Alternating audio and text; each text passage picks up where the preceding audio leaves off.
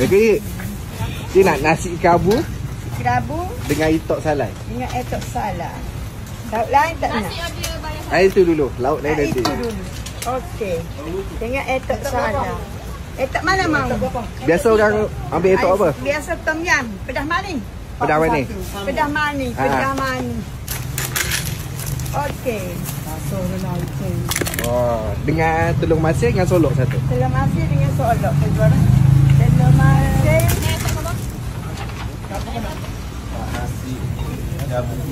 So, okey. Kat sini RM5. Macam ni.